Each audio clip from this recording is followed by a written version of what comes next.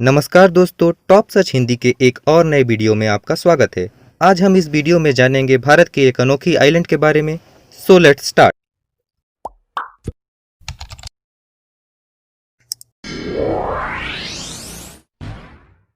एक आइलैंड है जो भारत को हमेशा गौरवान्वित कराता रहा है और जताता रहा है कि हम भारतीय किसी से कम नहीं हैं। यह आइलैंड है ओडिशा तट से 10 किलोमीटर की दूरी पर। इस आइलैंड की लंबाई भले ही 2 किलोमीटर क्यों न हो, पर यहाँ हजारों किलोमीटर तक मार सकने वाली मिसाइलों की टेस्टिंग होती है।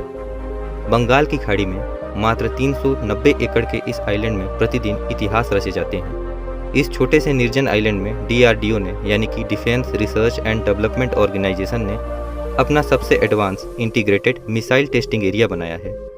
इस आइलैंड के घनी आबादी से दूर होने और चारों तरफ से पानी से घिरे होने से DRDO मिसाइलों का परीक्षण सुरक्षित ढंग से कर पाता है।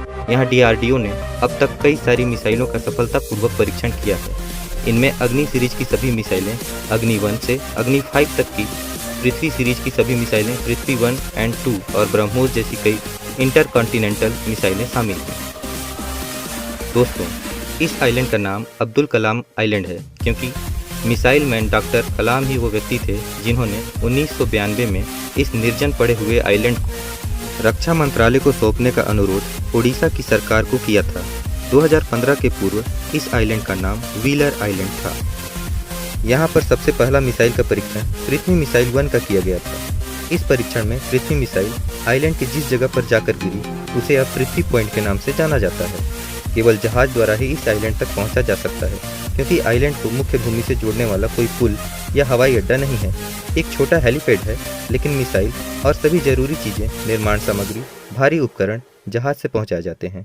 अगर आप इस आइलैंड पर घूमने जाने की सोच रहे हैं तो यह संभव नहीं हो पाएगा क्योंकि इस आइलैंड में आम जनता के लिए प्रवेश प्रतिबंधित है और केवल DRDO के कर्मी और रक्षा मंत्रालय के अधिकारियों को ही इस आइलैंड की यात्रा करने की अनुमति है। निर्जन पड़े हुए व्हीलर आइलैंड से अब्दुल कलाम आइलैंड बनने की कहानी भी बहुत रोचक है। 1980 के दशक की शुरुआत में भारत सरकार मिसाइल परीक्षण रेंज के निर्माण के लिए उपयुक्त स्थान की तलाश में थी ताकि अग्नि श्रृंखला की मिसाइलों का विकास शुरू किया जा सके। 1986 में भारत सरकार को ओडिशा के बालासोर जिले के बालीपाल में मिसाइल परीक्षण रेंज बनाने के लिए एक उपयुक्त स्थान मिला, पर इस स्थान के साथ एक समस्या थी कि इस स्थान के आसपास के इलाके में बहुत घनी आबादी रहती थी। तो यहाँ मिसाइल परीक्षण रेंज बनाने के लिए सरकार को क्षेत्र में स्थित 130 गांवों की तकरीबन 1.5 लाख आबादी को विस्थापित करना पड़ा। इस समस्या के समाधान के लिए सामने आए डॉक्टर APJ अब्दुल कलाम। उन्होंने बालीपाल में मिसाइल परीक्षण रेंज बनाने की बजाय वहां से लगभग 80 किलोमीटर दूर स्थित निर्जन पड़े हुए एक आइलैंड का विकल्प सुझाया। डॉक्टर कलाम ने यह निर्जन आइलैंड नौसेना हाइड्रोग्राफिक मैप्स में खोजा था। इस आइलैंड का सुझाव भारत सरकार को देने से पहले डॉक्टर कलाम ने एक जांच दल को इस आइलैंड पर भेजा था। जांच दल एक छोटे से जहाज पर उस आइलैंड के लिए रवाना हुआ, पर पहुंचने से पहले ही एक समुद्री तूफान में फंसकर भटक गया। कई घंटों तक भटकने के बाद वो एक द्वीप पर पहुंचे। जांच दल के सदस्यों को पता नहीं था कि वो द्वीप व्हीलर द्वीप ही था। जांच दल को उस द्वीप में बांग्लादेश के कई झंडे मिले। उन्होंने वो झंडा हटा दिया और वहां से वापस लौट गए। वापस लौटने पर उन्हें पता चला कि जिस आइलैंड पर वो फंसे थे वो व्हीलर आइलैंड ही था। डॉक्टर कलाम का इस आइलैंड के साथ काफ़ी आत्मीय रिश्ता था। उन्होंने इस आइलैंड पर कई वर्ष बिताए थे और उन्होंने इस आइलैंड की सुंदरता को व्यक्त करने वाली कई कविताएं भी लिखी। आप इन कविताओं को उनकी किताब माई जर्नी में पढ़ सकते हैं।